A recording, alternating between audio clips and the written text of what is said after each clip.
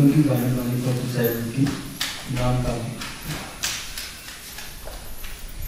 नाम के रे परताप से बहे आन के आन, नाम के रे परताप से बहे आन के आन। ये परम संत सदगुरु पलटू साहेब जी की वाणी है। इस वाणी में पलटू साहेब जी नाम की महिमा का बयान किया है। कहते हैं नाम के रे प्रताप से भय आन के आन। हम नाम के प्रभाव से कुछ का कुछ हो गए। क्यों?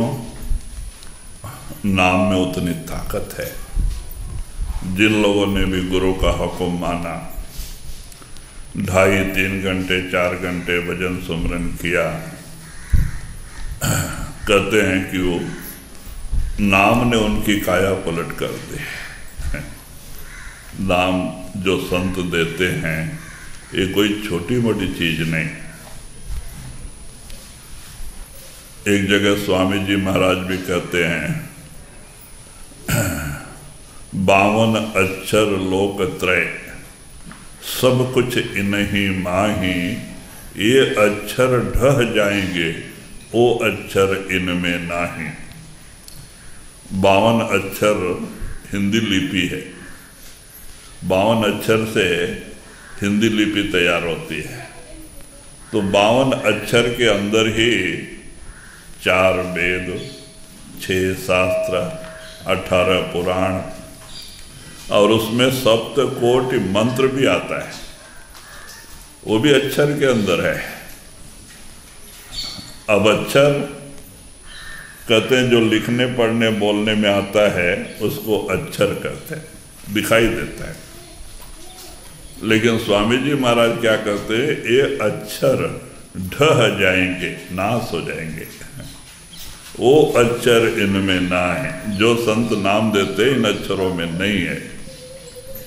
अब हमें शंका हो सकती है, 5 नाम तो अक्षर के अंदर ही आता है लेकिन ये 5 नाम नहीं है। क्यों? हम जड़ शरीर में बैठे हैं। अब जड़ से चेतन में जाने के लिए जड़ की जरूरत पड़ती है। जड़ को काटने के लिए जड़ की जरूरत पड़ती है तो इसीलिए संत हमें, पहले हम शरीर में हैं, हमें उच्चार करने के लिए वर्णात्मक शब्द अक्षर की जरूरत पड़ती है।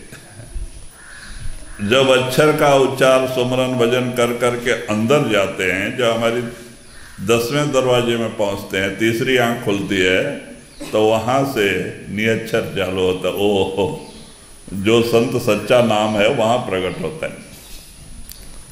क्योंकि संत नामदान के दिन 5 नाम तो सुमरन के लिए दिया जाता है।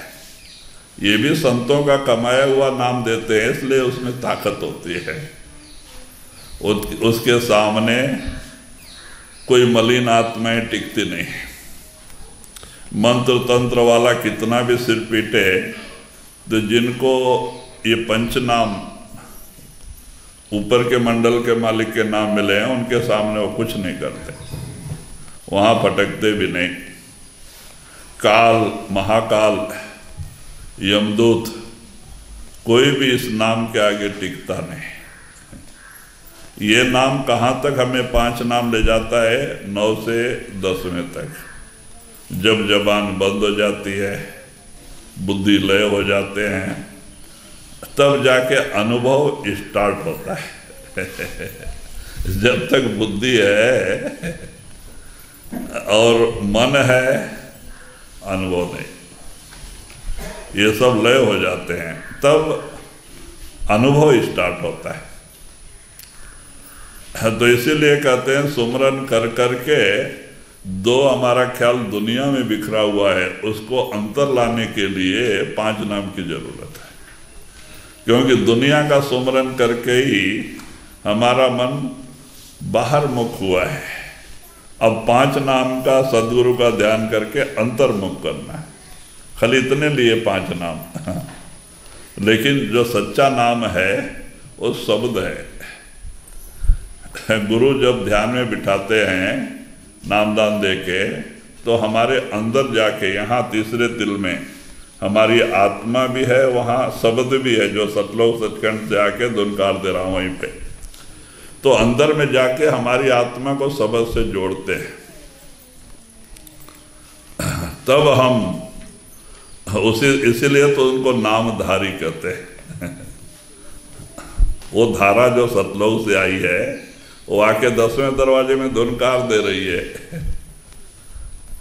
वो कुदरती कानून है, उसमें हमारी आत्मा को जोड़ देते हैं। वही सच्चा नाम दान होता है। जब ये 5 नाम द्वारा हम सिमट के 10वें दरवाजे में आते हैं, तब वो शब्द प्रकट हो जाता है जिससे गुरु ने हमें जोड़ा है, और गुरु भी साथ होता है। वो शब्द ही हमें ऊपर लेके जाता है। शब्द की ही सीढ़ी है। सतलोक सचखंड से आने के समय हमारी आत्मा शब्द के जरिए नीचे उतरी, फिर उसे शब्द के जरिए अपने देश में पहुंच के जाना है। तो वो शब्द को संत नाम कहते हैं, वो इन अक्षरों में नहीं है। वो तो आत्मा के कानों से सुना जाता है आवाज, और आत्मा के आंखों से उस प्रकाश को देखा जाता है। इन आंखों इन कानों से नहीं, ये तो फना को देखने वाली आंख है। इनसे जो कुछ भी सुनाई देता है निचले स्तर की आवाजें हैं, लेकिन जो अंदर की आवाज है वो आत्मा की आंख, आत्मा की कान, जिसको सुरत और निरत कहते हैं, वो सुनते हैं, वो देखती हैं। कहते वो आगे चढ़ती हैं, वो आगे चढ़ाई करती हैं। वो प्रकाश के जरिए और शब्द के जरिए हमें अपने घर लौट के जाना है। शब्द की सीढ़ी है, तो वो शब्द को नाम कहते हैं। तो वही आप पलटू साहब जी इशारा देते हैं कि नाम का सुमरन करने से मेरी काया पलट हो गई, मुझे नाम ने कुछ का कुछ कर दिया। मैं तो एक बनिया जात में पैदा हुआ था। सुबह से शाम तक बिजनेस करने का हमारा एक व्यापार था, लेकिन गुरु ने जो नाम दिया, जब ने वो मैं नाम का सुमरन किया तो नाम ने मेरी काया पलट कर दी। अब मैं कुछ का कुछ हो गया। अब मुझे कोई निचली दृष्टि से नहीं देखता, महात्मा की दृष्टि से देखता है, मुझे इज्जत देता है और मेरी बातों को बड़े प्रेम से सुनता है। क्यों? वो नाम ने मेरी काया पलट कर दी, मुझे उस लायक बनाया। तो नाम ऐसी चीज है, अगर हम सुमरन के पीछे पड़ जावे, महाराज ने भजन में भी बोला ना, सुमरन करते चले चलो तो मंजिल खुद मिल जाती है। सुमरन ही वो रास्ता है जो 9 से 10वें तक लेके आता है। जिन गुरु ने नाम दिया उसके पास तक सुमरन लेके आता है, फिर आगे गुरु और शब्द की नाम की ड्यूटी है। ये गुरु भक्ति। अब हम यहाँ जो कुछ करते हैं वो गुरु भक्ति में आता है। इस शरीर में बैठ के जो भी भजन, सुमरन, सत्संग, सेवा जो भी हम करते हैं, ये गुरु भक्ति में आता है। आगे जो है, जब हमारी तीसरी आंख खुलती है तो नाम भक्ति स्टार्ट होता है। जब गुरु प्रकट होने के बाद नाम भक्ति, वो सच्ची भक्ति है। वहाँ सच्चा प्रेम प्यार प्रकट होता है, परमात्मा से मिलने की तड़प पैदा होती है और वो तड़प परमात्मा से मिलाती है। जो मीराबाई को मीरा अंदर जाने के बाद, रविदास जी का दर्शन होने के बाद मीरा को प्रकट हुआ तो मीरा दीवानी हो गई और खुशी से जगह जगह जाके नाचने लगी। साधु संतों के समागम में, वो प्रेम वो 10वें दरवाजे में प्रकट होता है, जिस प्रेम की संतों ने महिमा गाई है, जो दिन दिन बढ़ते जाता है। अभी हमारा प्रेम ऐसा प्रेम नहीं है। कबीर साहब ने कहा है ना, छिन चढ़े छिन उतरे सो तो प्रेम न होए, 8 पहर भी ना रहे प्रेम कहावे सोए। 1 सेकंड में प्रेम का रंग चढ़ गया, फिर बाहर की हवा लगी, 1 सेकंड में उतर गया। कहते ये प्रेम नहीं है। प्रेम तो वो है 8 पहर भी ना रहे, 8 पहर उसी के रंग में रंगा रहे और कोई दूसरा ख्याल ही नहीं आवे। अपने प्रीतम के प्रेम में पगा रहे, वो सच्चा प्रेम है। गुरुमुखों ने ऐसा प्रेम किया, उन्होंने अपने प्रीतम के अलावा और कुछ नहीं देखा, सब कुछ त्याग दिया। रात दिन गुरु गुरु। अर्जुन देव ने भी कहा ना, गुरु गुरु गुरु कर्मन मोर, गुरु बिना मैं नाही होर। हालांकि उनके पिता ही उनके गुरु थे, फिर भी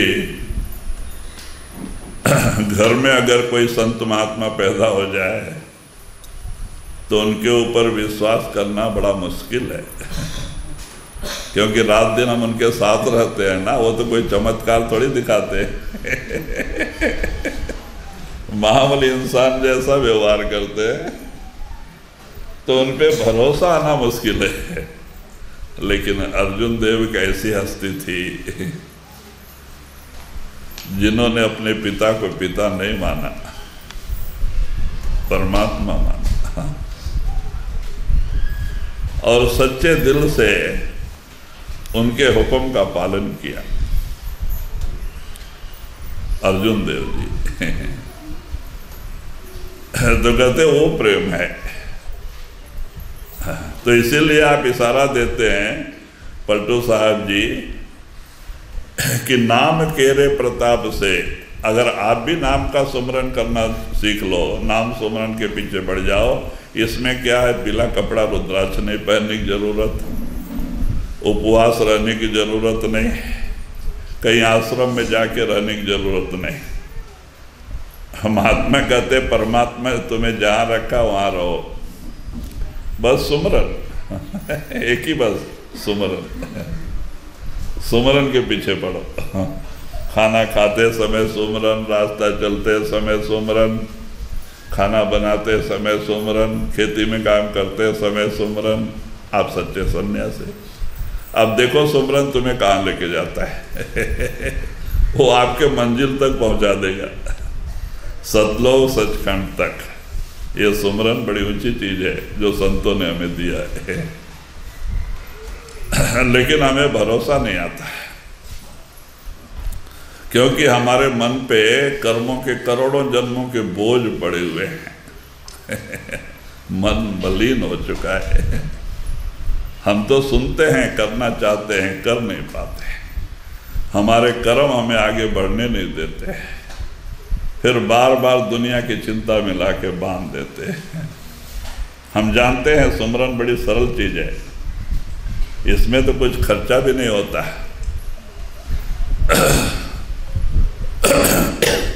जब आप खाली बैठे हैं सुमरन करो, जब खाली बैठे हैं सुमरन करो, तो देखो बाकी समय में आपका सुमरन चलने लगेगा तो भजन अपने आप बनेगा। लेकिन सारा दिन हम दुनियावी चिंता करके दिमाग में भरेंगे और आधा घंटा घंटा भजन में बैठेंगे तो भजन नहीं बनेगा। हम जो रात दिन चिंता करते हैं, मन में वही संस्कार रहते हैं, वही पिक्चर चालू हो जाएगा। सुमरन कहाँ से होएगा? तो इसीलिए पहले मन को बनाना पड़ता है, जबरदस्ती उसके पीछे पड़ना पड़ता है। एक भक्त की, एक साधु की लड़ाई मन के साथ है, और वो शत्रु ऐसा है जो दिखाई नहीं देता है, लेकिन वार बहुत तगड़ा करता है, हमला बहुत तगड़ा करता है। दिखाई भी नहीं देता है, हमला बहुत तगड़ा करता है, ऐसा शत्रु है वो। कहते हैं कि उसके साथ आपकी लड़ाई। तो इसीलिए पलटू साहब जी ने बहुत अच्छा तरह से समझाया हमें जी। बहे आन के आन बड़े के पाँव पड़ूंगा, बहे आन के आन बड़े के पाँव पड़ूंगा, काम पूरा तिल तेल फूल संग बिकता महंगा। फिर कहते हैं इसीलिए हमें ऐसे बड़ों को उनके चरणों में दंडवत नमस्कार करता हूँ, जिन्होंने मेरे ऊपर दया करके नाम दे के मेरी काया पलट कर दे। मैं ऐसे गुरुदेव को दंडवत नमस्कार करता हूँ कि कहते हैं कैसे काया पलट कर दिया, तो इशारा देते हैं जैसे तिल का तेल फूल संग बिकता महंगा। अब अत्तर बनाने वाला लोग क्या करते हैं, तिल को फूल के साथ में, अब जैसे कोई भी फूल का अत्तर बनाने का है तो उस फूल में थोड़ा पानी का छींटा मार के तिल डालते हैं पतला, फिर फूल डालते हैं, फिर छींटा मारते हैं, फिर तिल डालते हैं और गांठ मार के रख देते 1-2 दिन। तो धीरे धीरे वो पानी की वजह से उसका बास, वो तिल वो सूजता है, और बास अंदर आ जाता है पानी की वजह से फूल का, और बाद में 2 दिन के बाद में उसको निकाल देते हैं फूल को, वो खराब हो जाता है। लेकिन वो जो तिल पानी पी लिया होता है सुगंध का, वो उसके अंदर सुगंध होता है, तो उसको छाया में सुखाते हैं और फिर बाद में छोटे छोटे मशीन से उस तेल को निकालते हैं। तो वो सुगंध ही इस तेल में आ जाता है। तो जो तिल का तेल 100 रुपये किलो मिलता था, फिर वही हजारों रुपए तोला जाता है। 1 तोला 10 ग्राम का हजारों रुपए तोला अत्तर हो गया। तो कैसे हो गया, फूल के समागम में जाने से तिल की कीमत बढ़ गई। तो कहते हैं ऐसे मैं एक पापी मलिन आत्मा, गुरुदेव के समागम, बड़ों के समागम में जाने से उन्होंने मेरे ऊपर दया किया और मेरी काया पलट हो गई। उदाहरण देते हैं जी। संत है बड़े दयाल आप समूह को कीना, संत है बड़े दयाल आप समूह को कीना, जैसे गंगी कीट शिक्षा कुछ ऐसी दीना। फिर कहते हैं कि संत हैं बड़े दयाल आप सम मोह को कीना। संत बड़े दयाल होते हैं, जो उनका हुक्म मानते हैं उनको अपने जैसा ही बना लेते हैं, यही संतों की सिफत है। लेकिन हुक्म में सब कुछ है। तो कहते हैं संत हैं बड़े दयाल आप सब मौकों की ना, जैसे हाँ जैसे भृंगी कीट शिक्षा कुछ ऐसी दीना। कहते हैं जैसे भृंगी कीड़ा। अब भृंगी कीड़ा क्या करता है, अंडा बच्चा नहीं देता है। वो क्या करता है, कहीं देखो दीवार के ऊपर या तो लकड़ी के ऊपर छोटे छोटे मकान बनाता है, मट्टी लाके छोटे छोटे कमरे बनाता है, और जो पौधों के ऊपर फूल के ऊपर हरे कीड़े होते हैं पेड़ के ऊपर, उसको पकड़ के लेके आता है। अब वो कीड़ा बेचारा क्या सोचता है, ना मालूम कहाँ ले जाएगा, ये मार डालेगा, खा जाएगा, वो डरता है। लेकिन ये उसका भला करता है, वो ला के एक एक रूम में एक एक कीड़े को बंद करता है। भृंगी। अब बंद करके वो मट्टी लाने को जाए तो भाग जाएगा ना, तो इसलिए क्या करता है, पहले उसको बेहोश करता है मार के, और बेहोश करके एक एक रूम में एक एक कीड़ा रखता है, बेहोश कर करके, और फिर मट्टी ला ला के उसको मुंह बंद कर देता है भागे नहीं गई। और बंद करके सवेरे 4 बजे, आप देखो सवेरे 4 बजे के समय आकर उसको अपना शब्द सुनाता है। तो अंदर का हरा कीड़ा जैसे जैसे वो तवज्जो उस शब्द की तरफ देता है तो उसका रूप रंग सब चेंज हो जाता है, और उसके भी पैर और पंख आ जाते हैं, वो भी भृंगी ही बन जाता है। और बाद में उसको फोड़ के वो बाहर निकालता है। इस तरह से वो कुटुंब बढ़ाता है, अंडा बच्चा नहीं देता कभी। कोयल भी आप नहीं जानते, कोयल भी आप जानते होंगे, कोयल भी कोई घोंसला नहीं बनाते, वो कौवे के घोंसले में अंडा दे के आते। वो कौवे का दिमाग कम होता है ना, जब ये थोड़ा बाहर जाते हैं ना सारा दिन, तो उस समय जाके उनके घोंसले में अंडा दे देती। अंडा दे दिया, अब ये कौवा क्या सोचता है, आके देखता अरे ये तो मेरा ही अंडा है, उसको सोच कम होता है। अब उसको बैठ के उसको सेकता है, पालता है, बच्चा बाहर आता है, फिर ला के कीड़ा मकोड़ा उसको ही खिलाता है, दाना दाना। और कोयल क्या करती है, रोज आके वहाँ आवाज करके जाती है पेड़ों पे। वो भी दिन में जाएगा तो मारेगा बोल के 4 बजे सवेरे आ जाती है। देखो कोयल जगह जगह 4 बजे से चालू करती है कूकना, इधर भी आती है हमारे आश्रम में भी, तो 4 बजे से बोलना स्टार्ट करती है वो बगल में आके ही, क्योंकि ये सोया रहता है, रात को तो कौवा आएगा नहीं। तो अपने बच्चे को अपना आवाज सुनाती है।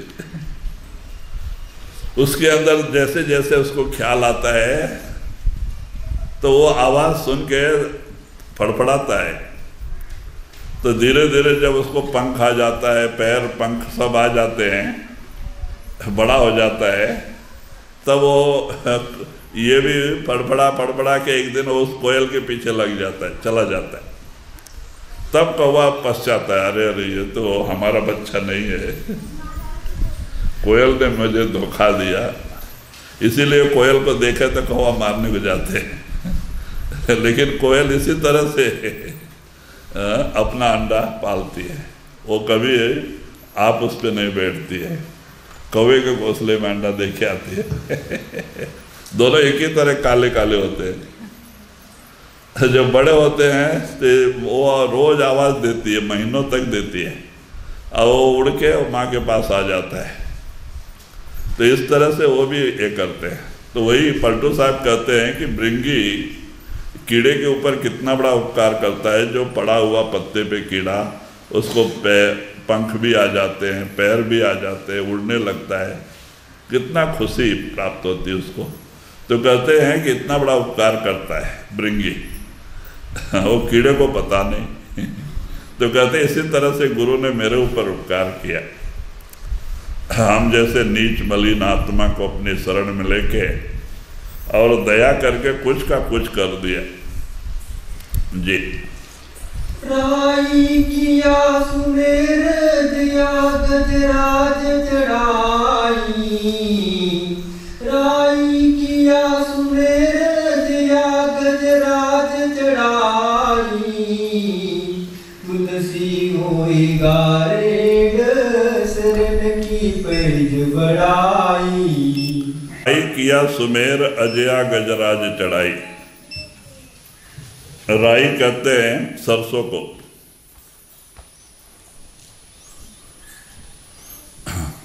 कहते हैं कि वो संत एक राई को, सरसों के बराबर हुए जीव को भी सुमेर पहाड़ जैसे बना देते हैं। और ऋण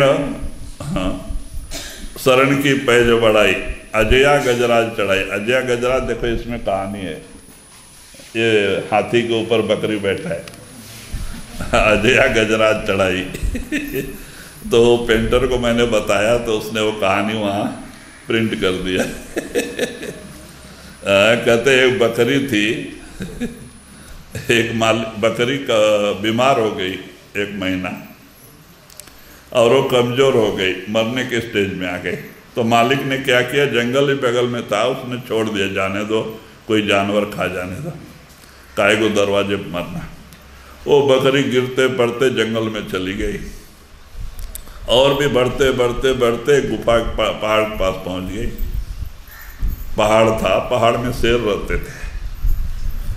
वो पहाड़ के पास जाने से शेर को अंदर कोई जानवर का बास आया। वो शेर गुस्से में बाहर निकला तो देखता है बकरी, बीमार बकरी बेचारी, और उसको तो जान का परवाह नहीं था क्योंकि वो बीमार थी, बड़ा दुख था। तो वो जाके शेर के पैरों में गिर पड़े। तो शेर को दया आ गई, अरे ये मेरे शरण आई हुई है, इसकी लाज रखना मेरा धर्म है। और वो जंगल का राजा होता है शेर। तो उसने क्या किया, उसको अभय दान दे दिया, माने प्राण दान। अब इसने तो प्राण दान दिया, दूसरे प्राणियों को क्या पता, कोई भी जानवर का बकरी आहार है ना, दूसरा जानवर मार देगा बोल के शाम के समय उसने सब जानवरों को मीटिंग बुलाया, जो जंगल में रहते थे सब जानवरों को बुलाया, हाथियों को भी बुलाया, और सब जानवरों को हिदायत दिया कि देखो ये मेरी शरण आई है बकरी, इसको तुम कुछ करना नहीं, अगर तुमने कुछ इसका किया तो तुम्हारे परिवार का हम सब सत्यानाश कर देंगे। डर दिया और हाथी को आर्डर दिया, क्योंकि सरोवर तालाब 1 किलोमीटर दूर था। तो हाथियों को बोला कि देखो तो एक हाथी आके यहाँ बैठो गुफा के सामने, और इसको अपने पीठ पे बिठा के लेके जाओ और सरोवर में पानी पिला के ला के फिर यहाँ छोड़ के जाओ। हाथियों को ड्यूटी दिया। अब रोज एक हाथी जावे और वो नीचे बैठे हाथी, बकरी ऊपर उछल के चढ़े और फिर हाथी उठ के लेके जावे, उसको ले जाके पानी पिला के लेके आओ और यहाँ छोड़े। तो जाने के समय 1 किलोमीटर जाने के समय वो बकरी अच्छा अच्छा कौला पत्ता खाते जाती थी, ऊपर का तरह तरह का, जो कि बकरी को मिलना मुश्किल था। अब इस तरह से तरह तरह का पत्ता खा के बकरी हिष्ट पुष्ट हो गई, अच्छा तंदुरुस्त हो गई, उसकी बीमारी दूर हो गई। अब बताओ बकरी जंगल की राजा बनी। हाथी के ऊपर बैठ के घूम रही है जंगल में, तो ये किसका प्रताप है?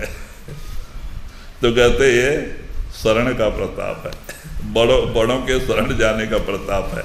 तो पलटू साहब कहते हैं कि ऐसे मैं एक गरीब आत्मा संतों की शरण में जाने से उन्होंने मेरे ऊपर दया किया और इस तरह की बढ़ाई दिया। आज दुनिया इज्जत करती है, अगर बढ़ाई देती है तो ये किसका है? ये वो बड़ों की संगत का प्रभाव है, ये सद्गुरु की कृपा है। तो कहते हैं कि रेंड हो गया, रेंड शरण की पैज बढ़ाई। कहते हैं कि एक विदेशी लोग आते हैं ना हमारे भारत में, तो जाने के समय कुछ एरंडी का बीज लेके गए जो उस तरफ नहीं होता है, और उन्होंने घर के अंदर एक गमले में एरंडी का पेड़ रखा 2-4। तो घर के अंदर गर्मी की वजह से इसमें पानी डालते थे, वो उग गया। तो अब उसकी पूजा करने लग गए कि जहाँ कोई पेड़ नहीं हुआ तो एरंडी का पेड़ ही तुलसी का पेड़ बन गया। अब वही हमारे देश में उसकी कोई इज्जत भी नहीं। अब वो दूसरे ऐसे लोगों के हाथ में पड़ने से वहाँ उसकी पूजा होने लगी। तो कहते ये सब बड़ों के हाथ में जाने का और उसको इज्जत मिलना, ये सब होता है। तो वही कहते हैं शरण की पैज बढ़ाई, ये बड़ों की शरण में जाने की बढ़ाई है जी। पलटू जाति न नीच में सब गुण की कान, पलटू जाति न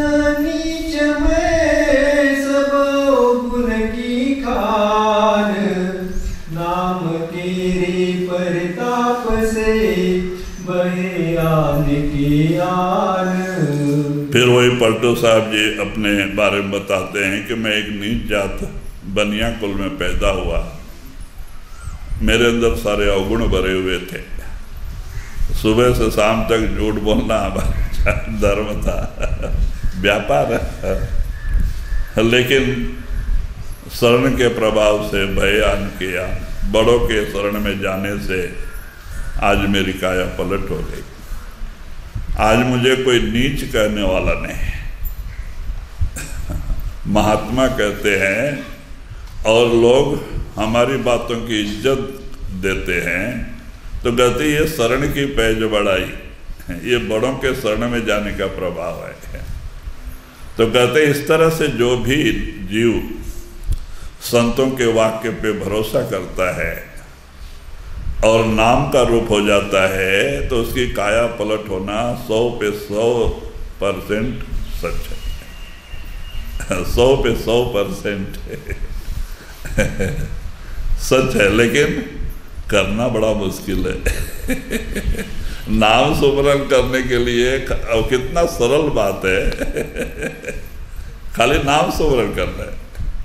घर मकान छोड़ने की जरूरत नहीं है, खान पान बदलने की जरूरत नहीं है, बाल बच्चा छोड़ने की जरूरत नहीं, दुनिया में रह के खाली सुमरन करना है। लेकिन करने के लिए कहते हैं कि मन की नानी मर जाती है। हाँ, उसको दुनिया का सुमरन करो, बड़े प्रेम से करेगा, रात को नींद भी नहीं आएगी। अभी टेंशन बोलते हैं ना उसको, कितना आनंद आता है और करने वाले को ही पता है। रात को नींद भी नहीं आती, गोली खाना पड़ता है। और वही नाम सुमरन करो, तुरंत नींद आ जाएगी। क्योंकि मन को नहीं चाहिए, जो चीज मन को नहीं चाहिए और नहीं चाहिए, तुरंत नींद आ जाएगी। इसलिए महात्मा कहते हैं अगर नींद नहीं आता है तो कोई बात नहीं, सुमरन करो अच्छी तरह से, अपने आप नींद आ जाएगी। क्योंकि मन को नहीं चाहिए ना तो सो जाएगा। नहीं तो दुनिया का चिंतन तो बड़े प्रेम से करता है, उसमें बड़ा स्वाद आता है। हाँ, तो इसीलिए कहते देखो, इसीलिए महात्मा कहते भाई सुमरन करो। बहुत सरल रास्ता संतों ने बताया है। पहले जमानों में प्राणायाम, अष्टांग योग, जप तप कितने कठिन साधन थे। घर मकान छोड़ना, परिवार छोड़ना, ब्रह्मचर्य का पालन करना, कंदमूल फल खाना, जंगल पहाड़ों में रहना, कितना कठिन है, ऋषियों मुनियों ने किया। आज तो कलयुग में संतों ने बड़ा सरल रास्ता दिया है। इसमें कोई भी तकलीफ नहीं, खाली सुमरन। लेकिन कर सकते हैं नहीं, क्यों? हाँ, जो कर्म का बोझ हमारे मन पे पड़ा है ना, वो कर्म करने नहीं देते।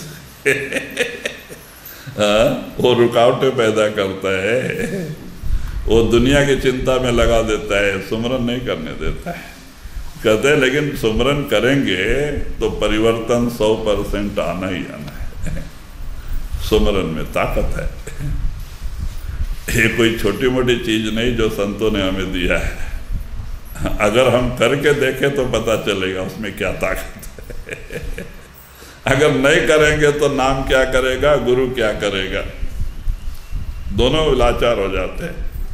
गुरु बेचारा क्या करे, शिष्यों में जो चूक, अंधे एक न लागें जो बांस बजाए फूक।